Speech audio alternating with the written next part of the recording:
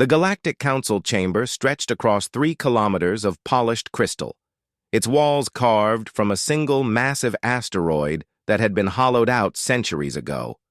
Representatives from 47 different species sat in their designated areas, their varied forms creating a mosaic of alien biology. Some floated in gravity-free bubbles, others required environmental suits, and a few existed as pure energy contained within specialized chambers. At the center of this grand assembly stood Ambassador Sarah Chen, the last human to address the council. Her simple black suit seemed almost primitive compared to the elaborate technological displays of other species, but her eyes burned with a defiance that made even the most powerful alien dignitaries shift uncomfortably. "The vote is unanimous," announced Praetor Vex, the insectoid leader, whose chitinous frame towered 3 meters high. His 4 arms gestured dramatically as he spoke, mandibles clicking with each word. "Humanity is hereby expelled from the Galactic Coalition. Your species will return to your home system immediately and remain there indefinitely." Sarah's hands clenched at her sides. "This is a mistake, Praetor. We've contributed more to galactic science and exploration in 50 years than some species have in millennia." A sound like grinding metal echoed through the chamber as the crystalline Zephyrians expressed their amusement. Their representative, a being that resembled living diamond, spoke in harmonics that the translation matrix barely managed to convert into words. "Your contributions are precisely the problem, human. You advance too quickly, change too much, disrupt the natural order." From the aquatic section, where water-filled tanks housed the Cetacean Alliance, came a series of complex sonar patterns. The translator rendered it as, "Your species lacks the patience required for true civilization. You seek to remake everything you touch." Sarah looked around the chamber, seeing the same expression on every alien face. Fear masked as disgust, concern hidden behind superiority. "You're afraid of us." "We are protective of stability," corrected Minister Thane, the telepathic representative of the ethereal collective. His voice echoed directly in everyone's mind, carrying undertones of ancient wisdom and barely concealed condescension. "Your kind brings chaos wherever you go. In 5 decades, you've disrupted trade routes that existed for millennia, revolutionized technologies that were perfected eons ago, and worst of all, inspired unrest among younger species." The truth hit Sarah like a physical blow. It wasn't humanity's aggression they feared. It was their adaptability, their refusal to accept limitations, their infectious optimism that anything could be improved. The Galactic Coalition wasn't just a political organization. It was a carefully maintained hierarchy where each species knew their place and stayed there. Humans refused to stay anywhere. "The decision is final," Praetor Vex continued. "All human ships, stations, and personnel must vacate Coalition space within 1 standard galactic year. Any human vessel found beyond the Sol system after that deadline will be destroyed without warning." Sarah's jaw tightened. "And our colonies? Our research stations? The mixed species settlements where humans and aliens work together?" "Humans will be extracted. The settlements will continue under proper supervision." The Praetor's tone suggested this matter was beneath discussion. "Your species will have time to reflect on your place in the galaxy." As Sarah was escorted from the chamber, she caught the eye of Kael Moros, the young Andromedan whose people had recently joined the Coalition.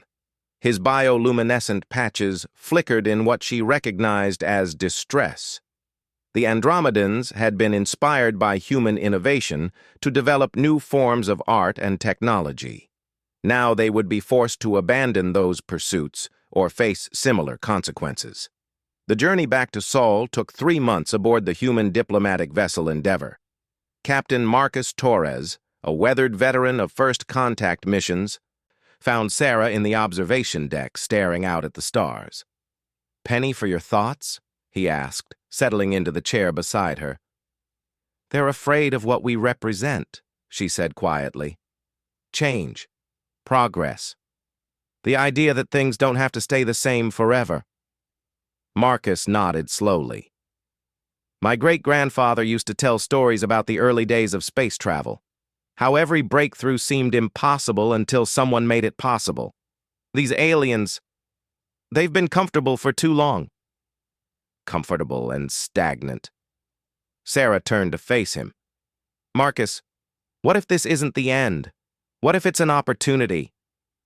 What do you mean? Sarah's eyes gleamed with the same intensity that had made the council so uncomfortable. They've given us a year to evacuate, but they haven't forbidden us from preparing. They assume we'll go quietly back to Earth and stay there like good little primitives. And you're thinking we won't? I'm thinking humanity has never accepted being told what's impossible. She pulled up a holographic display showing the Sol system. We have colonies on Mars, Europa, Titan, and 17 asteroid habitats. We have mining operations in the outer system and research stations studying everything from quantum mechanics to exotic matter. Marcus leaned forward, understanding beginning to dawn in his eyes. You want to unite them. Not just unite them, transform them. Sarah's fingers danced across the display, highlighting resource deposits, industrial centers, and population hubs. The coalition thinks they're banishing us to a backwater system. They don't realize they're giving us exactly what we need, isolation to develop without interference. The next months were a blur of activity unlike anything the Sol system had ever seen. The official story was preparation for a permanent return to Earth's solar system. The reality was far more ambitious. Dr. Elena Vasquez led the scientific coordination effort from Ceres Station, the asteroid habitat that had become the unofficial capital of human space operations. Her background in xenotechnology made her uniquely qualified to adapt alien innovations to human needs. The beauty of our situation, she explained to the assembled colony leaders during an encrypted conference call, is that we've been exposed to 47 different technological paradigms. The coalition species guard their secrets jealously, but they couldn't prevent our scientists from observing, learning, and extrapolating. On Europa, the underwater cities began expanding their manufacturing capabilities using cetacean-inspired biotechnology to create living factories that could adapt and evolve.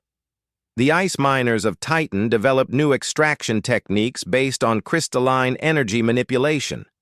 Mars turned its vast underground cavern systems into shipyards using Andromedan spatial engineering. But the most crucial development was happening on Earth itself. General Patricia Hayes stood before the newly formed Unified Earth Command, watching as delegates from every nation took their seats. The irony wasn't lost on her. It had taken alien rejection to finally bring humanity together as one species. Ladies and gentlemen, she began, her voice carrying across the chamber and to every corner of the Sol system via quantum communication. Today, we stop being citizens of individual nations. Today, we become citizens of humanity. The process wasn't without conflict. Old rivalries and territorial disputes didn't disappear overnight, but the external threat of galactic ostracism provided a unifying force stronger than any ideology or national interest. Economic barriers dissolved as resources were redirected toward common goals. The former military-industrial complexes of Earth's nations merged into a single entity focused on one objective, making humanity strong enough to survive on its own. Political boundaries became administrative conveniences rather than sources of division. Perhaps most importantly, the cultural renaissance that followed was unlike anything in human history. Artists, writers, scientists, and philosophers from every background collaborated to define what it meant to be human in a galaxy that had rejected them. This cultural unity became the foundation for everything that followed. Meanwhile, Admiral Jiang Wei oversaw the most sensitive project of all from a hidden facility in the outer asteroid belt. The Coalition had forbidden humans from maintaining a military presence outside Seoul, but they hadn't specifically prohibited defensive preparations within the system. The key insight, Zhang explained to his chief engineers, is that the Coalition thinks in terms of traditional space warfare, big ships, energy weapons, shield generators. They don't understand human doctrine. Human military thinking had always emphasized adaptability, asymmetric tactics, and technological innovation. While other species built larger and more powerful versions of the same basic designs, humans asked fundamental questions about how space combat actually worked. The result was a new generation of vessels that bore little resemblance to traditional starships. Instead of massive dreadnoughts, they built swarms of small, highly maneuverable craft that could separate and recombine as needed. Instead of energy shields, they developed reactive armor that could adapt to different weapon types. Instead of fighting at long range with beam weapons, they created close combat specialists armed with exotic matter warheads and gravity manipulators. But ships were only part of the equation. The real revolution was in tactical thinking. Every human colony becomes a fortress, Zhang declared during a planning session. Every asteroid a potential weapon. Every trade route a strategic asset. We're not building a fleet. We're turning the entire Sol system into a weapon. The work was exhausting, demanding, and sometimes seemed impossible. There were moments when leaders wondered if they were attempting too much too quickly. But then reports would arrive from beyond the system boundary, updates on coalition activities that reminded everyone why this effort was necessary. The Andromedans had been forced to abandon their artistic innovations and return to traditional forms. Young species that had shown promise were being guided back to more acceptable development paths. The galaxy was becoming more uniform, more static, more controlled. It strengthened human resolve. As the deadline approached, Coalition monitoring stations detected the expected exodus. Human ships departed from various colonies and installations, heading for Earth orbit. Automated systems shut down mining operations and research facilities. To external observers, it appeared that humanity was indeed accepting their banishment gracefully. Sarah Chen, now serving as the first director of Unified Humanity, stood in the command center deep beneath the surface of Luna. Around her, holographic displays showed the real situation throughout the Sol system. Every departing ship was being replaced by something new. Every shutdown facility was being rebuilt with better technology and clearer purpose. "Status report," she requested. "Industrial capacity at 340% of pre-banishment levels," reported Dr. Vasquez. "Population distribution optimized for both defense and production. Cultural integration proceeding ahead of schedule." "Military preparedness?" Sarah asked. Admiral Zhang smiled grimly. "Let's just say that if the Coalition decides to test our commitment to staying in our system, they're going to get a very unpleasant surprise." "Economic projections?" "Fascinating," replied Director Kim Park, the former South Korean economist who now oversaw resource allocation for the entire species. "Complete self-sufficiency within 18 months. After that, we'll actually be generating surplus in most categories?" Sarah nodded, then turned to the final member of her council. "Cultural assessment?" Professor James Okafor, once a specialist in comparative civilizations, had become the keeper of human identity in its new form. "The transformation is remarkable. We're not the same species that was banished a year ago. We're more unified, more focused, more purposeful, and more dangerous," Sarah added quietly. Outside the Luna facility, the last Coalition monitoring probe prepared to depart Sol space. Its final transmission carried a simple message: "Human evacuation complete, system sealed, mission accomplished." If the Coalition observers had looked more carefully, they might have noticed that the probe's passive sensors had been subtly interfered with. They might have detected the new gravitational anomalies scattered throughout the system, or the unusual energy signatures emanating from previously empty regions of space, but the Coalition had made a fundamental error. They had assumed that banishing humanity would solve their problem. They thought that isolation would weaken the human spirit and force them to accept their limitations. Instead, they had given humanity exactly what it needed to become something unprecedented in galactic history. A truly unified species with a common purpose, unlimited resources, and a deep understanding of their place in the universe. As the probe crossed the system boundary for the last time, Sarah allowed herself a small smile. The Coalition thought they had ended the human threat. They had no idea they had just created something far more dangerous than anything they had originally feared. The transformation of humanity was complete. Now the real work could begin. 27 years had passed since the Coalition expelled humanity from galactic civilization. To the outside galaxy, Sol System had become a forgotten backwater where a troublesome species learned to accept their place in the cosmic order. The occasional long-range probe confirmed that humans were still there, apparently content to remain within their single star system. The reality was far different.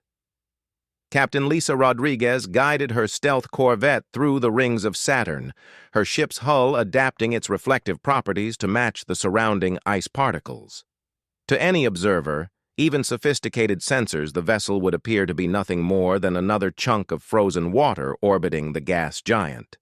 But beneath its camouflage, the ship represented technology that would have astounded even the most advanced Coalition species. "Approaching Titan Station," announced her navigation officer, Lieutenant Park.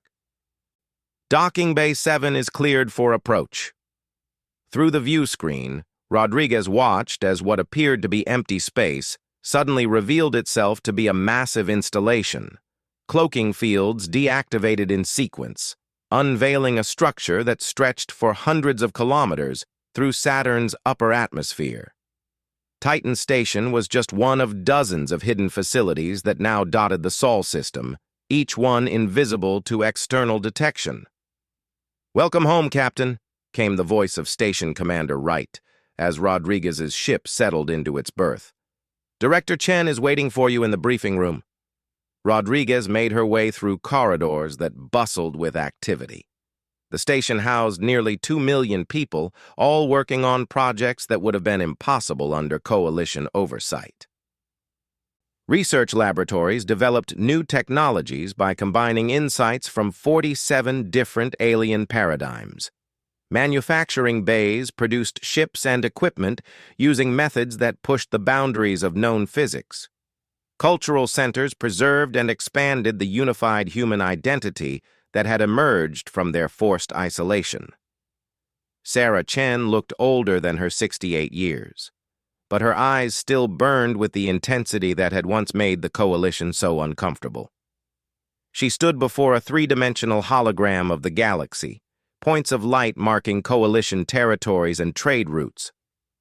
"Status report, Captain," she said without preamble. Rodriguez activated her personal data pad and began her briefing. "The Kepler expedition has established our 15th hidden colony outside Coalition space. The system has 3 habitable worlds and resource deposits that could support 50 million people within a generation." Sarah nodded approvingly.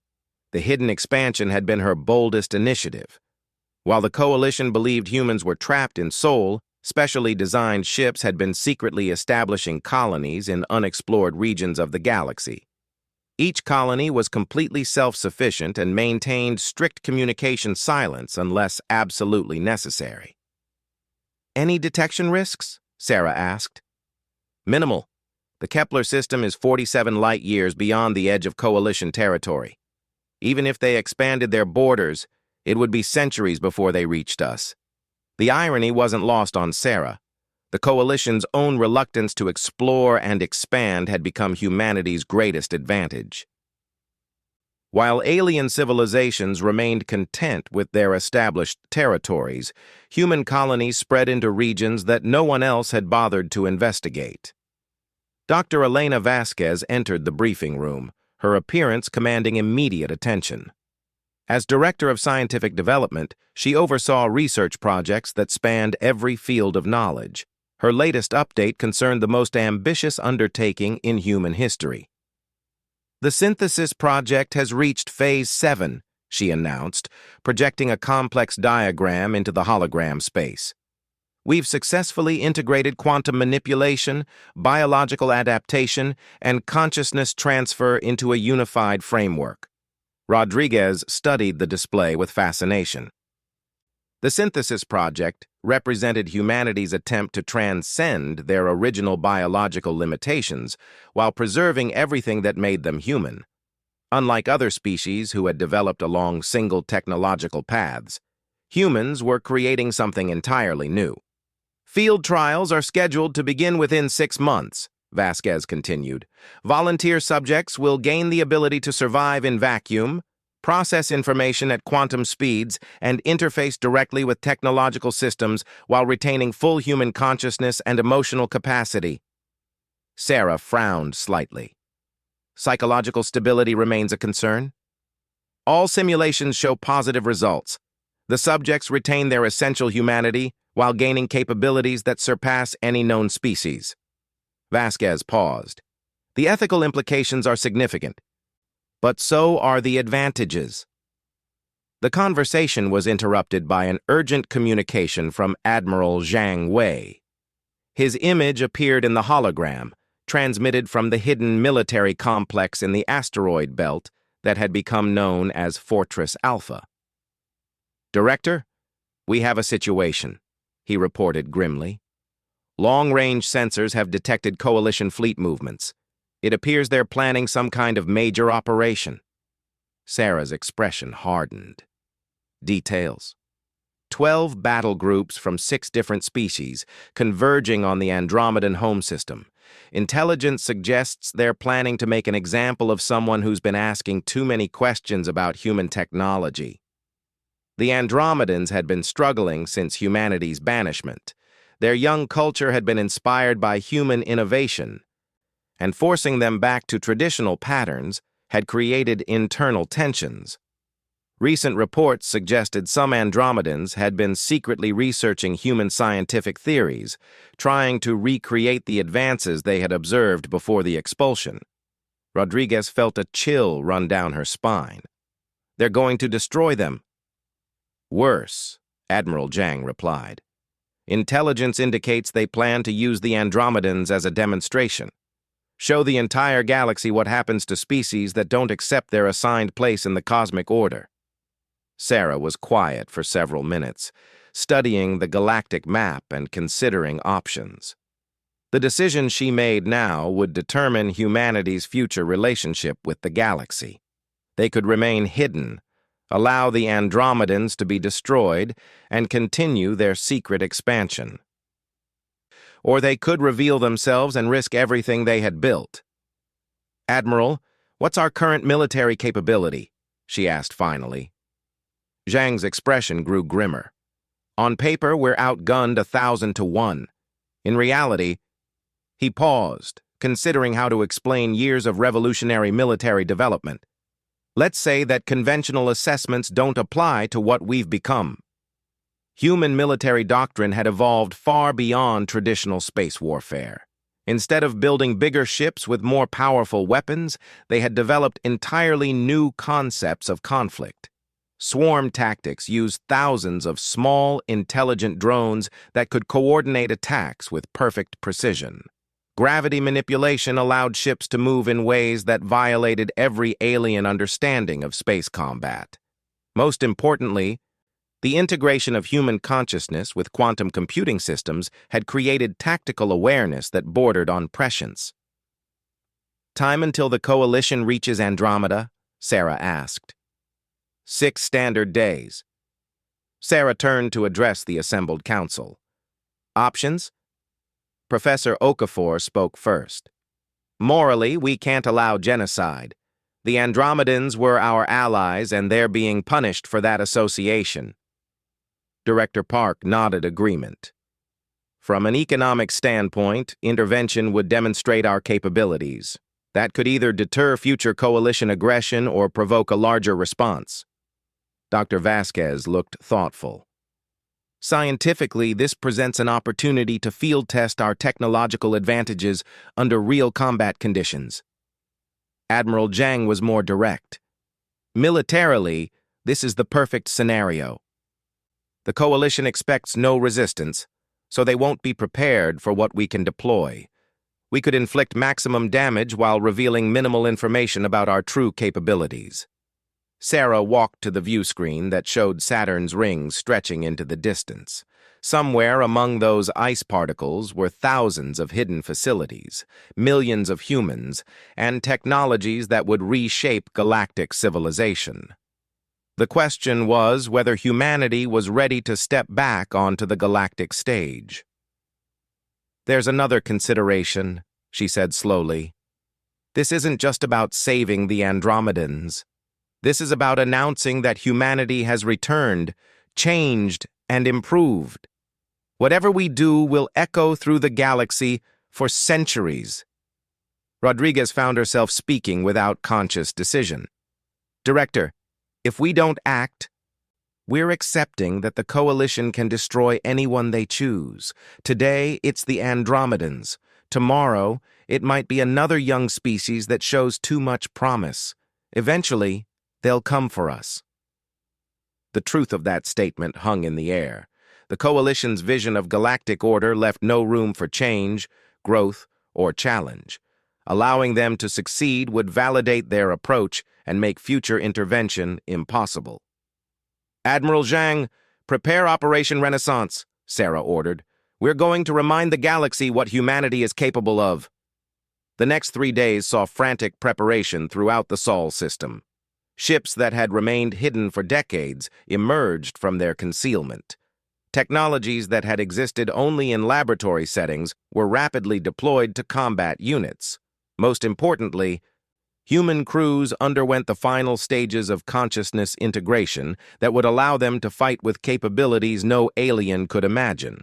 Captain Rodriguez found herself assigned to the strike group's command ship, a vessel that looked nothing like traditional human designs. The ship seemed to flow and shift as she watched, its hull composed of programmable matter that could reconfigure itself for any situation. Inside, the distinction between organic crew and technological systems had largely disappeared. Humans interfaced directly with ship functions, creating a level of coordination that transformed the vessel into an extension of collective will. "Status report," requested Admiral Zhang as the strike force prepared to depart. 17 stealth carriers, each deploying 1,000 autonomous combat units. 3 command vessels with full quantum computing integration. Support craft carrying gravity manipulation devices and exotic matter weapons. Rodriguez paused, still amazed by the numbers. Total deployment: 25,000 independent combat units operating under unified human consciousness. Opposition analysis: coalition battle groups consist of traditional heavy cruisers and battleships. Approximately 200 ships total, but they're designed for conventional warfare. Their shields and weapon systems assume standard energy-based combat at predictable ranges. Zhang nodded grimly. They're about to learn that human warfare has evolved beyond their understanding. The departure from Sol was invisible to external observation. Each ship cloaked itself before leaving the system, maintaining complete stealth as they approached the Andromedan home system. Coalition forces were already in position, surrounding the planet with overwhelming firepower. The message was clear: surrender or face extinction.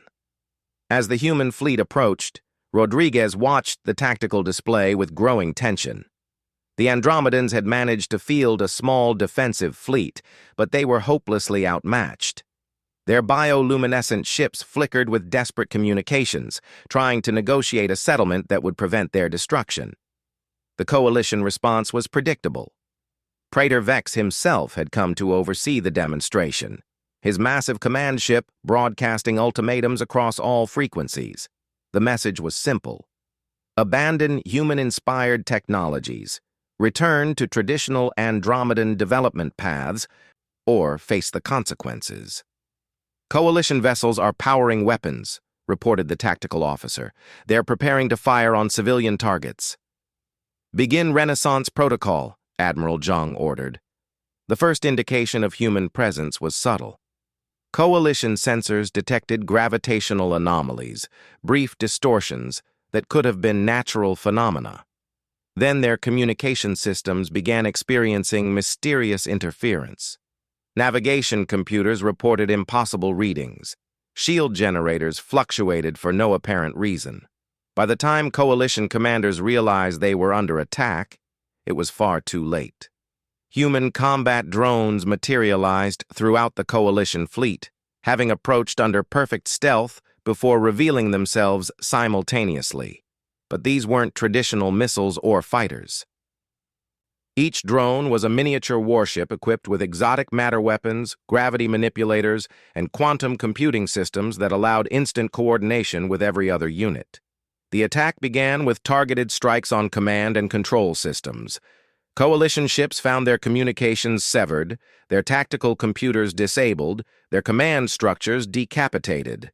Then came the systematic destruction of weapons systems, using precision that seemed impossible at the speeds and distances involved. What followed wasn't a battle in any traditional sense.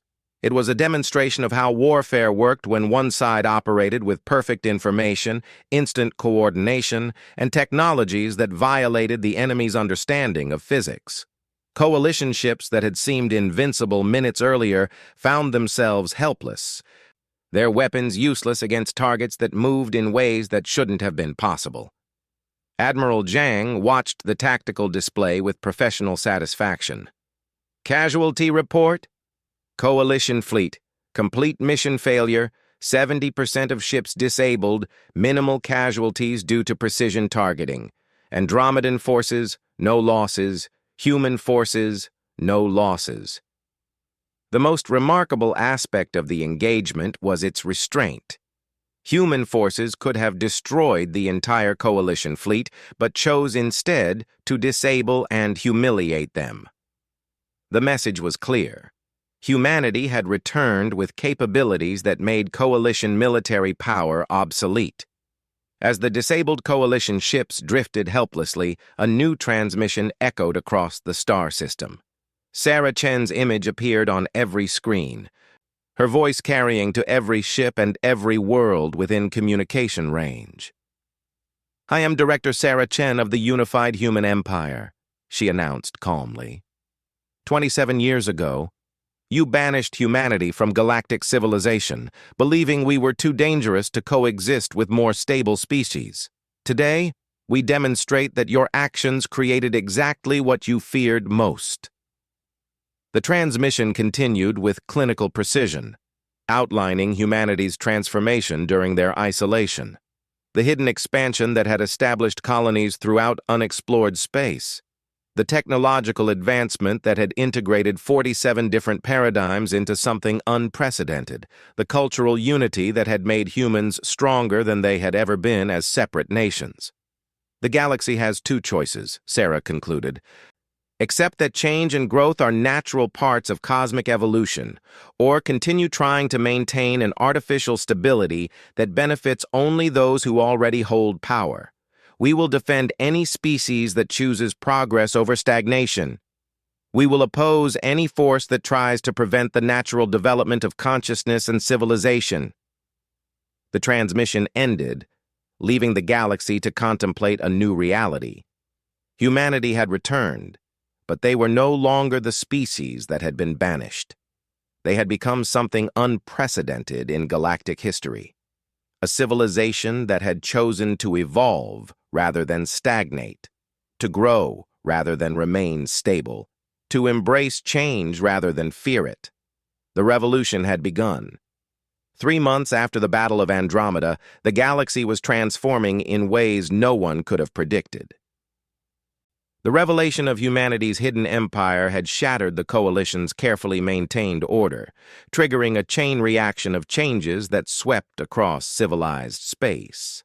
Captain Lisa Rodriguez stood on the observation deck of Unity Station, humanity's first open diplomatic facility in Coalition space. The massive structure hung in neutral territory between major galactic powers, its design deliberately incorporating architectural elements from dozens of different species. Through the transparent aluminum walls, she could see a sight that would have been impossible just months earlier. Ships from over 30 different civilizations docked peacefully at the same facility.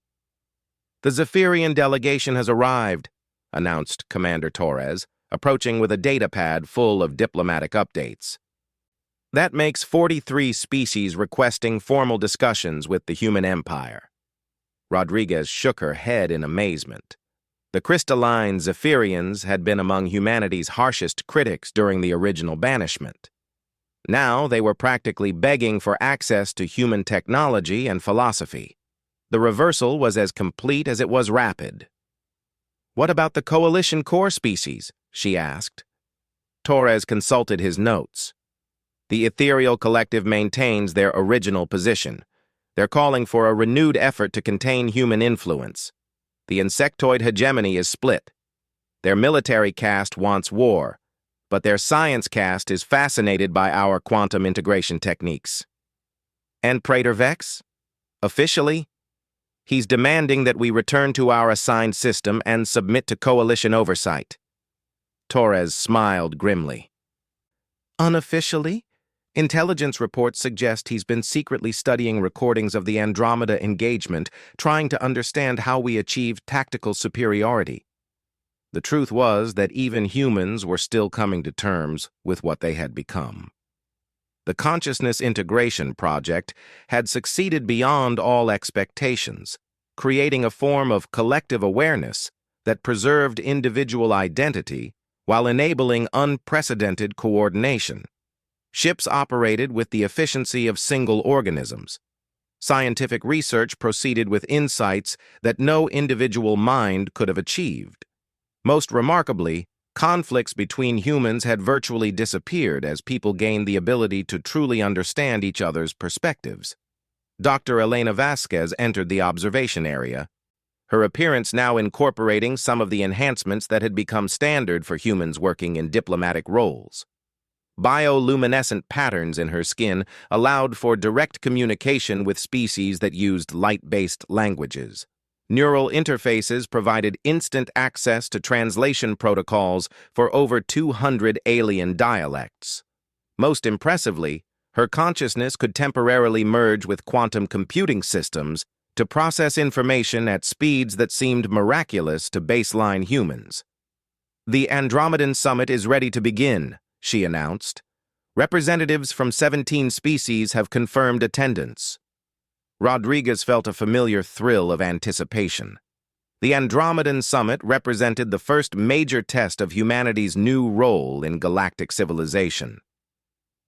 Rather than simply replacing the coalition with human dominance, the goal was to establish a completely new framework for interspecies cooperation based on growth rather than stagnation. The summit chamber was unlike any diplomatic venue in galactic history. Instead of fixed seating arrangements that reinforced hierarchies, the space could reconfigure itself based on the needs of each discussion. Gravity fields, atmosphere composition, and even temporal flow could be adjusted to accommodate different species requirements. Most importantly, the chamber included consciousness interface nodes that allowed direct mind-to-mind communication for species that chose to participate. Sarah Chen entered the chamber as the undisputed leader of humanity's return to galactic prominence. At 71, she had undergone the full integration process, gaining capabilities that made her effective age impossible to determine. She could exist simultaneously in multiple virtual environments, process information from thousands of sources, and communicate directly with any enhanced human anywhere in the galaxy. "Welcome," she said. Her words automatically translated into every language present, while her thoughts carried additional layers of meaning to those connected to the consciousness interface. Today we begin the process of reimagining galactic civilization. The Andromedan representative spoke first, their bioluminescent patterns flickering with emotional intensity. The coalition nearly destroyed us for the crime of wanting to improve ourselves. We stand with humanity in creating something better. A chorus of agreement came from the younger species present. The Novari, whose crystalline forms had begun incorporating new growth patterns inspired by human technology. The Etherian refugees, dissidents from the ethereal collective who had been persecuted for advocating change. The quantum dancers, an energy-based species that had been relegated to observer status by the coalition. But the most surprising supporter was Kale Moros, the former coalition representative whose people had suffered under the old regime. The coalition promised stability, he said, his voice carrying years of disappointment. What they delivered was stagnation. Entire species reduced to serving functions in someone else's vision of perfection. The core coalition species were represented as well, though their delegates maintained careful neutrality. They had come to understand that the old order was ending, whether they participated in shaping the replacement or not. The human proposal is seductive, admitted Minister Thane, speaking for the ethereal collective. But change inevitably brings conflict. The coalition maintained peace for millennia by ensuring that no species could threaten any other. Sarah's response was immediate and compelling. You maintained the peace of the graveyard. Yes, there was no open warfare, but at the cost of preventing any species from reaching their full potential. How many breakthrough discoveries were suppressed? How many young civilizations were forced to abandon promising developments? How many individuals were denied the right to grow beyond their species-assigned limitations? The question hung in the air as delegates contemplated the cost of their former stability. The evidence was overwhelming. Galactic civilization had remained essentially unchanged for thousands of years, not because it had reached perfection, but because change had been systematically prevented. Dr. Vasquez activated a holographic display showing the proposed new framework. The expansion protocols, she explained, are based on 3 principles. First, voluntary participation. No species can be forced to remain at a particular development level. Second, mutual assistance. Advanced species help younger ones develop according to their own nature rather than imposed standards. Third, infinite diversity. There is no single correct path for consciousness or civilization. The technical details were complex, but the philosophical implications were revolutionary. Instead of a rigid hierarchy with established species at the top, the new framework encouraged constant growth and change. Resources would be allocated based on need and potential rather than political position. Most importantly, species would be free to choose their own development paths without interference. What about conflicts? Asked the insectoid military representative. If every species can develop as they choose, some will inevitably become threats to others. Admiral Zhang Wei materialized in the chamber via quantum projection from his flagship, currently stationed at the edge of the system. Conflicts arise from scarcity and misunderstanding, he replied. The expansion protocols address both. Resource scarcity becomes meaningless when you have access to entire unexplored galaxies. Misunderstanding disappears when species can communicate directly through consciousness interface. The military implications of the human model were staggering. Traditional warfare became obsolete when opponents could share thoughts and intentions directly. Resource competition ended when expansion into uninhabited space provided unlimited growth opportunities. The ancient cycle of conquest and defense could finally be broken. But the most dramatic moment came when a new voice entered the discussion.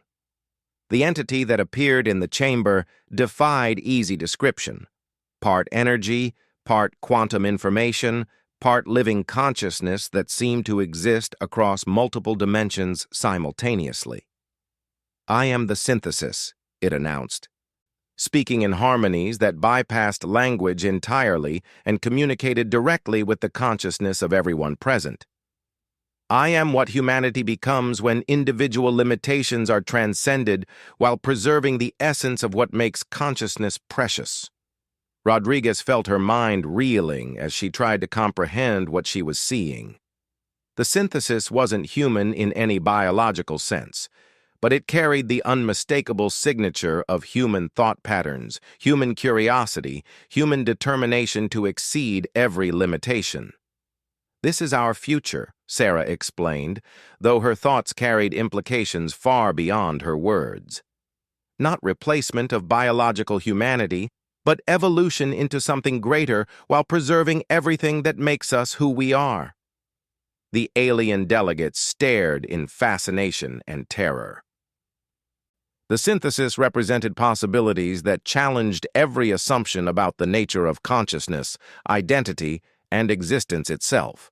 It was proof that humanity had indeed transcended their original limitations in ways that no other species had achieved.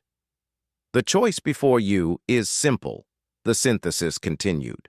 "Remain as you are, content with your current limitations, or join us in exploring what consciousness can become.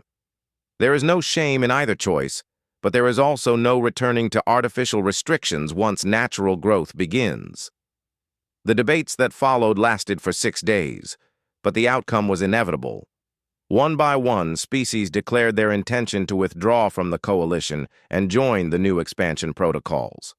Some chose immediate integration with human consciousness enhancement technologies. Others preferred to develop along their own paths with human assistance. A few requested time to consider their options. The coalition core species faced the hardest choice. They could maintain their old order in an increasingly isolated region of space, or abandon the power structures they had spent millennia building. For most, the decision came down to a simple question: was preserving the past worth sacrificing the future?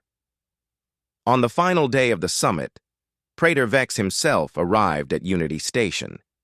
His massive form moved slowly through corridors designed for smaller species, his 4 arms gesturing with the mechanical precision that had characterized his leadership for decades. "I have come to surrender," he announced simply. The insectoid hegemony formally withdraws from the coalition and requests admission to the expansion protocols. The words echoed through the chamber with stunning finality. If the insectoids, the most militaristic and hierarchical species in the coalition, were abandoning the old order, then the transformation was complete. Sarah met with Vex privately after the formal ceremonies concluded. They stood together in an observation chamber, watching as ships from dozens of species departed to carry news of the changes throughout the galaxy. "Why?" Sarah asked simply. Vex's mandibles clicked in what might have been laughter.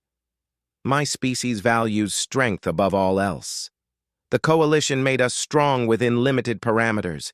You offer unlimited strength through unlimited growth." He paused, studying the star field beyond the station. "My people have never feared change when it leads to greater power. And the others? Some will adapt. Some will resist until resistance becomes impossible. A few will retreat to isolated systems and try to preserve the old ways." Vex turned his massive head to look at her directly. "But the galaxy you have created will continue to grow, continue to change, continue to become something unprecedented." As the summit concluded and delegates departed, Rodriguez found herself back on the observation deck where everything had started. The view had changed dramatically. Unity Station was now surrounded by construction vessels, building additional diplomatic facilities, research stations, and cultural exchange centers. The first steps toward a truly galactic civilization based on growth rather than control. Commander Torres joined her again, this time carrying reports of developments throughout human space. "The Colonial Expansion Program has established 73 new settlements in the past 3 months," he reported. "Resource extraction in the outer galaxies is proceeding ahead of schedule. Most importantly, first contact protocols have been established with 8 previously unknown species. Rodriguez smiled. The galaxy was larger than anyone had imagined, filled with civilizations that had developed in isolation from coalition influence. Each new contact brought fresh perspectives, novel technologies, and different approaches to the fundamental questions of existence.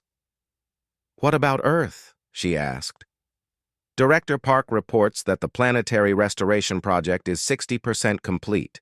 Within a generation, Earth will be more beautiful and diverse than it was before industrialization began. The Consciousness Integration Project has created a global garden world where technology and nature exist in perfect harmony. The transformation of Earth represented perhaps the most remarkable achievement of the new era. Instead of abandoning their home world for space-based habitats, humans had learned to live in perfect balance with planetary ecosystems while maintaining technological capabilities that surpassed anything in galactic history. But the most significant change was harder to quantify. Throughout human space, conflicts had essentially ceased to exist. Not because they were suppressed or controlled, but because enhanced consciousness made it impossible to maintain the misunderstandings and fear that drove most conflicts. When people could share thoughts directly, when they could experience each other's perspectives completely, when they could understand the motivations and concerns behind every action, violence became not just unnecessary, but unthinkable. The same transformation was beginning to occur wherever the expansion protocols were implemented. Species that had been enemies for millennia discovered that their conflicts were based on miscommunications and false assumptions. Resource disputes evaporated when unlimited expansion became possible. Territorial concerns became irrelevant when entire galaxies awaited exploration. Sarah Chen's final log entry as Director of Unified Humanity was transmitted throughout the galaxy on the anniversary of the Andromedan intervention. Today marks the end of the old order and the beginning of something unprecedented in cosmic history. We have proven that consciousness need not be limited by the circumstances of its origin. Intelligence can grow beyond its initial parameters. Civilizations can evolve into forms that transcend every previous limitation. The galaxy stands at the threshold of an age where every species, every individual, every form of consciousness can explore the full extent of their potential. There are no assigned roles, no predetermined limits, no authorities to declare what is and is not possible. We invite every thinking being to join us in this exploration. There is room for everyone in the infinite spaces we are learning to inhabit. There is a place for every dream in the realities we are learning to create. The future belongs to those who choose to grow. As the transmission ended, reports began arriving from across the galaxy. The Ethereal Collective had announced their dissolution, with individual members free to pursue their own development paths. The remaining coalition worlds had voted to transform their organization from a controlling hierarchy to a voluntary association focused on historical preservation. Most remarkably, entirely new forms of consciousness were beginning to emerge as different species experimented with integration technologies. Rodriguez watched the stars and contemplated the changes that had swept across the galaxy in less than a year. Humanity's banishment had been intended to contain their disruptive influence. Instead, it had given them the isolation they needed to become something that could transform galactic civilization entirely. The revolution was complete, but the real adventure was just beginning. Somewhere beyond the edge of known space, new galaxies waited to be explored.